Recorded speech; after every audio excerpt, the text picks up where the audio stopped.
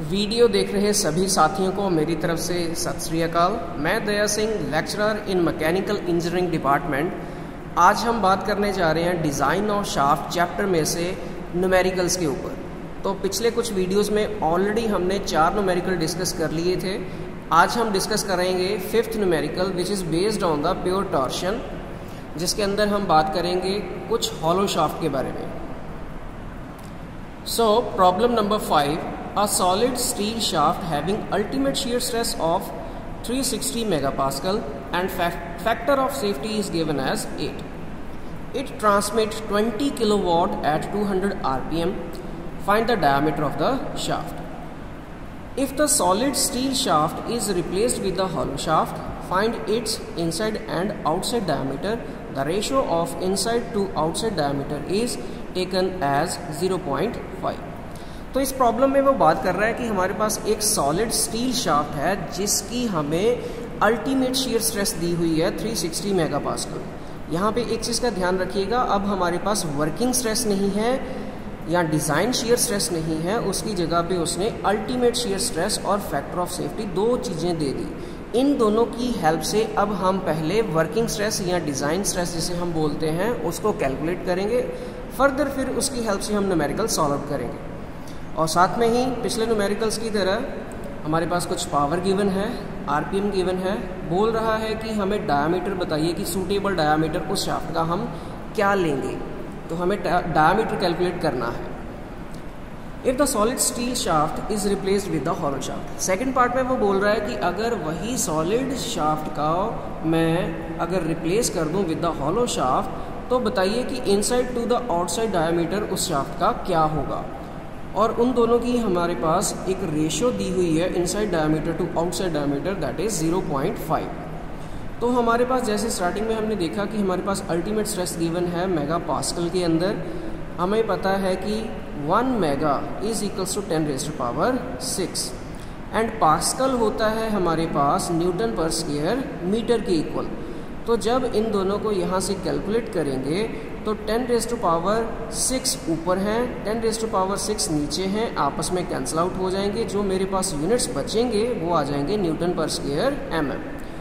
और factor of safety हमें साथ में दिया हुआ है। जब इन दोनों को रेशियो के अंदर डिवाइड करेंगे तो हमारे पास आ जाएगी वर्किंग स्ट्रेस या डिज़ाइन स्ट्रेस जिसे हम बोलते हैं। तो अगले ही स्टेप में हमने पहले डिज़ाइन स्ट्रेस है उसे कैलकुलेट करना है। वो आगे मेरे पास 360/8 that is equals to 45 newton पर स्क्वायर mm। नेक्स्ट देखिए, न्यूमेरिकल के अंदर हमें पता है कि कुछ पावर उसने दी हुई है, that is also in kilowatt. तो किलोवाट को वाट में कन्वर्ट कर लिया मल्टीप्लाई करके 10⁻3। आरपीएम मुझे पता है दिए हुए हैं, कह रहा है कि मेरे पास डायामीटर कितना होगा उसको मैंने कैलकुलेट करना है। तो यहाँ से हम देख रहे हैं कि हमारे पास पावर एंड आरपीएम 2 चीज़ें हैं। इन दोनों का यूटिलाइज करके पावर वाला फॉर्मूला जो है हमारे पास, जो हमने पिछले भी कुछ वीडियोस में डिस्कस किया था कि P is equals to 2π/NT/60। तो यहाँ से मैं अगर देखूँ मेरे पास पावर गिवन है, आरपीएम गिवन है, तो यहाँ से मैं T की वैल्यू इजीली कैलकुलेट कर सकता हूँ, जो होगी मेरी ट्विस्टिंग मोमेंट या टॉर्क। तो यहाँ से मैं कुछ टॉर्क को कैलकुलेट करूँगा, सारी वैल्यूज़ मेरे पास हैं, पुट की मैंने। तो यहाँ से मेरे पास एक वैल्यू आ गई, दैट इज़ 954.92 न्यूटन मीटर। हमने ऑलरेडी पहले भी डिस्कस किया था कि इस फॉर्मूला से जो मेरे पास T की वैल्यू आएगी, टॉर्क की वैल्यू आएगी, वो हमेशा ही न्यूटन मीटर के अंदर आएगी, क्योंकि जो इनपुट हम दे रहे हैं वो हम मीटर्स के अंदर ही प्रोवाइड कर रहे हैं।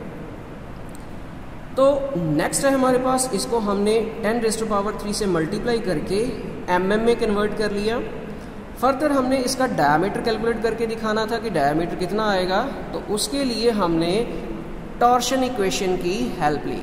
तो टॉर्शन इक्वेशन हमें पता है क्या होती है, T इज़ इक्वल्स टू, मैं यहाँ पे लिख के बता देता हूँ, T/IP is equals to τ/r is equals to g⁵/L। ये हमारे पास है टॉर्शन इक्वेशन। इनमें से जब पहली 2 टर्म्स को कंपेयर करते हैं तो हमारा एक फॉर्मूला बनता है T is equals to π/16 τ × d³। ये फार्मूला हम कब यूज़ करते हैं? जब हमें सॉलिड शाफ्ट की स्ट्रेंथ कैलकुलेट करनी होती है, या इसी फार्मूला से हम यहाँ से डायमीटर कैलकुलेट करेंगे। तो यहाँ पे d क्यूब को मैंने अलग से निकाल लिया, बाकी जो मेरे पास बचा 16t/पाई इंटू टाउ। यहाँ से मैंने बाकी सारी की सारी वैल्यूज़ पुट कर ली, d क्यूब की मैंने वैल्यू निकाली, फिर उसका मैंने क्यूब रूट कर दिया। इस वैल्यू का क्यूब रूट करने के बाद मेरा आंसर आ गया 47.63। इसको स्टैंडर्ड वैल्यूज़ के साथ कंपेयर करके मैंने डायमीटर ले लिया यहाँ से 50 mm। तो यहाँ से मेरा एक पार्ट तो क्लियर हो गया कि मैं सॉलिड शाफ्ट का जो मुझे डायमीटर पूछा गया था वो मैंने कैलकुलेट कर लिया है। नेक्स्ट पार्ट के अंदर वो बोल रहा है कि उसी क्वेश्चन के अंदर अगर मैं उसी सॉलिड शाफ्ट को एक हॉलो शाफ्ट के अंदर डिवाइड कर दूं, मतलब उसको हॉलो शाफ्ट में कन्वर्ट कर दूं, तो उस टाइम जो मेरे पास उसका आउटसाइड डायमीटर होगा that is capital D and inside diameter होगा दैट इज़ स्मॉल d, वो हमें पता करना है कि कितना आएगा। और उसी के साथ उसने हमारे पास एक रिलेशन दिया था that is the ratio of inside diameter to the outside diameter that is equals to 0.5, जिसको मैंने ले लिया यहाँ पे k फैक्टर के साथ। और इसका भी मैंने स्टार्टिंग वाले कुछ वीडियोस के अंदर आपको बताया था कि हमारे पास जब हॉलो शाफ्ट की हमें स्ट्रेंथ कैलकुलेट करनी होती है तो उसके लिए हम कौन सा रिलेशन यूज़ करते हैं, that is t is equals to pi tau d cube outside diameter का क्यूब इंटू 1 माइनस k⁴। यहाँ पे k क्या है? यही वाला that is the ratio of internal diameter to the external diameter. अब हम अगर यहाँ से देखें तो हमारे पास कौन कौन सी वैल्यूज़ हैं, हमने क्या कैलकुलेट करना है। पाई/16 कांस्टेंट है, टाउ की वैल्यू ऑलरेडी हमारे पास गिवन है। यहाँ से अगर d क्यूब देखें तो आउटसाइड डायमीटर हमें निकालना है, 1 माइनस k⁴।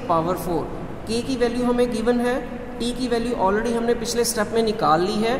तो हम क्या करेंगे, इसी रिलेशन को हमने इस फॉर्म के अंदर कन्वर्ट कर लिया, d क्यूब की वैल्यू यहाँ से निकालेंगे। तो बाकी की बाकी मैंने सारी वैल्यू यहाँ पे पुट कर ली। यहाँ पे इस चीज़ का ध्यान रखिए, जब ये स्टेप हम करेंगे तो यहाँ पे k की वैल्यू है that is 0.5 raise to power 4, सिर्फ इतनी की पावर 4 है। तो इसको मैंने अलग से सॉल्व करके यहाँ पे कैलकुलेट किया है। तो जब इसको कैलकुलेट करेंगे 0.5 रेज़ टू पावर 4, ये मेरे पास आ गया 0.0625। इसको मैंने 1 से माइनस कर दिया तो मेरे पास जो आंसर आया दैट इज़ 0.9375। तो इस सभी को जब इसमें कंसीडर करके मैं इस पूरी की पूरी इक्वेशन को सॉल्व आउट करूँगा तो मेरे पास d क्यूब की वैल्यू आ गई इन क्यूबिक mm। फर्दर मैंने इसका क्यूब रूट किया, क्यूब रूट करने के बाद मेरा आंसर आ गया d इज इक्वल्स टू 48.6 से स्टैंडर्ड साइज़ के नियर अबाउट है, 45 से प्लस है, 50 से नीचे है, तो इसको मैं स्टैंडर्ड साइज़ एज आ ले लेता हूँ 50 mm। यहाँ से हमने एक चीज़ कैलकुलेट कर ली कि जो आउटसाइड डायमीटर है वो मेरा 50 mm आ चुका है। नेक्स्ट हम बात करते हैं कि हमारा जो इनसाइड डायमीटर है वो किस तरह से कैलकुलेट करेंगे। जब हमने स्टार्टिंग में देखा था कि हमें क्वेश्चन में भी गिवन था कि इसका जो रेशियो है d to d inside diameter to outside diameter that is given as 0.5। इसी रिलेशन को हम यूज़ करेंगे फर्दर आगे इस स्टेप के अंदर to calculate the inside diameter. तो inside diameter small d is equals to 0.5 into capital D। Capital D अभी हमने कैलकुलेट कर लिया है, यहाँ पे 0.5 को 50 से मैंने मल्टीप्लाई कर दिया। मल्टीप्लाई करने के बाद मेरे पास जो आंसर आया दैट इज़ 25 mm। तो यहाँ से मेरे पास अब इनसाइड डायमीटर भी कैलकुलेट हो चुका है। तो इन्हीं इजी स्टेप्स के साथ मैं आउटसाइड एंड इनसाइड जो डायमीटर होंगे उस हॉलो शाफ्ट के उसे मैंने कैलकुलेट कर लिया है। होपफुली यहाँ पे आपको सारे का सारा न्यूमेरिकल इजी सी समझ आया होगा। अगर कोई स्टेप नहीं क्लियर हुआ तो मुझे कमेंट करके ज़रूर पूछिएगा। Thank you very much video देखने के लिए। सत श्री अकाल।